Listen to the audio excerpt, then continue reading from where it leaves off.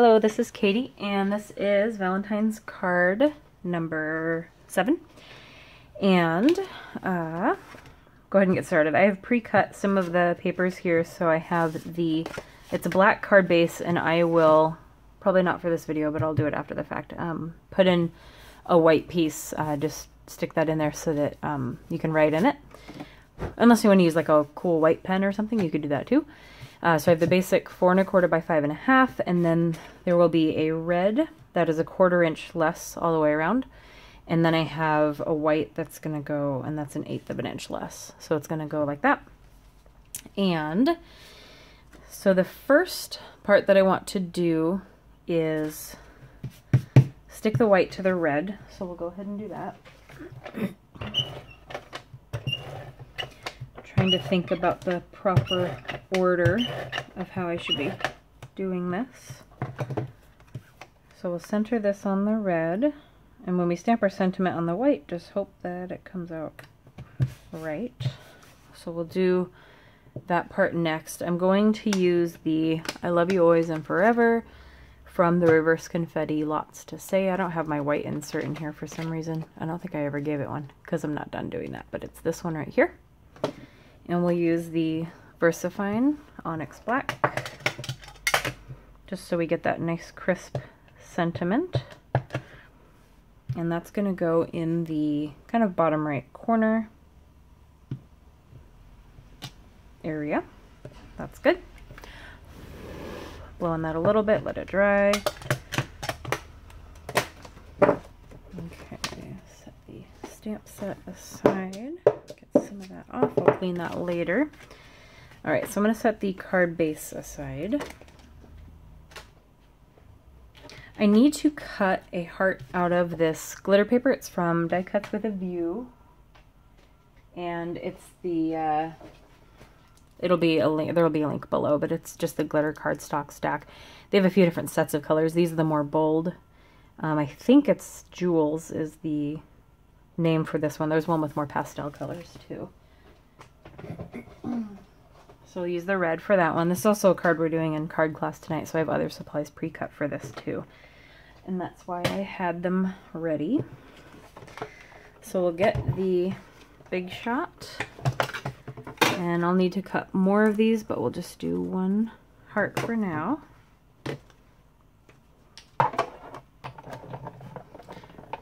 And I'll just go through and come back since I'm not going that far up. So we've cut that heart out there of the glitter paper. Okay, and I'll leave that in there because I'll have to do more. Alright.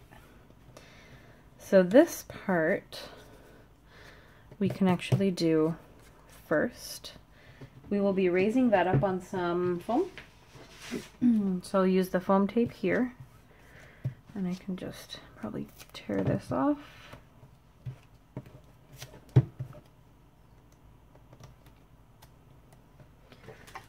I want to make sure I don't get any on the outside of it. And then I'll put a little bit on the bottom to support that as well. So trim off a piece. Maybe just trim off that part, a little square. Alright. So we've got the heart. So I'm actually putting the heart on first. We've stamped our sentiment. And the heart will be in about the middle. So I just want to make sure that that's straight. Okay. Then we're going to use some baker's twine. I have a lot of different ones. I'll probably be chopping up a lot of these. I'll just pre-cut them for class. I got this one at Target from the dollar bin, which is actually a really good deal just for baker's twine. It is a little looser. It's not that bad though. And then the Derice, or Derice, I'm not sure how to say that. This red, and then I have some extra red and white, which is a little more Christmassy.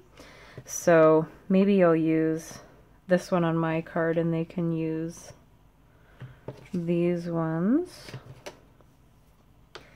But it'll be just, I'm going to do 3, but I won't wrap it all the way around just to save some twine there.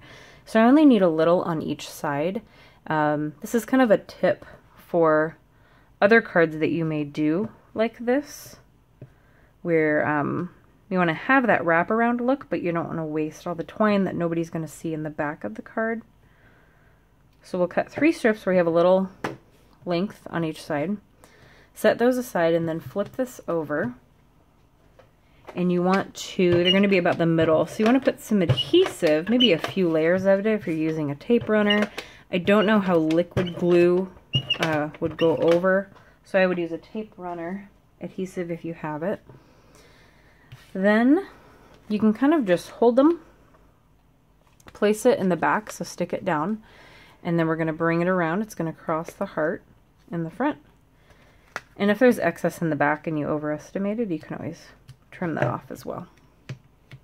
Okay, so we'll do the same with the other 2. We want to create kind of a crossover effect maybe, so put one here above it, bring it down here, and stick that down. And then for the third one, bring this one at the top on this side and bring it over to the bottom on this side. So we've kind of got that cross X with the top and bottom ones in the middle there. Okay. Then we'll take an extra piece. Hopefully I haven't put a knot in this. There we go. Take an extra piece long enough to tie a bow, and you want to tie it. You can either pre-tie a bow and stick it to it, or you can just go ahead and tie it like this. I'll use the stamp to kind of weigh that down a little bit while I tie it. It's not too heavy, but it kind of holds it in place. Just make sure there's no ink on the other side.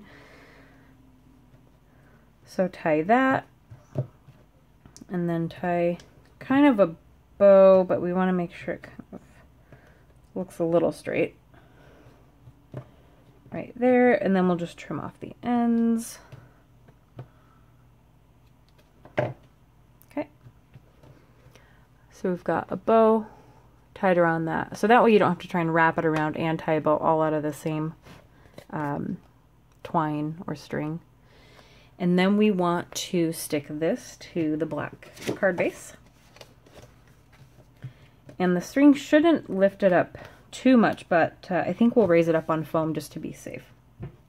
So instead of trying to just put this flat on the black card, since these will probably cause a bump, it'll look better if we raise it up anyway. When you're doing the foam tape though, you want to make sure you're not putting any foam tape over this. It'll be very Princess and the Pea like, and it will still bump up a little bit there. So we'll just avoid the foam. Since we're going to lift it up anyway, we might as well avoid the part that we don't want to raise up any further. Don't want that to go off the edge. Put one there.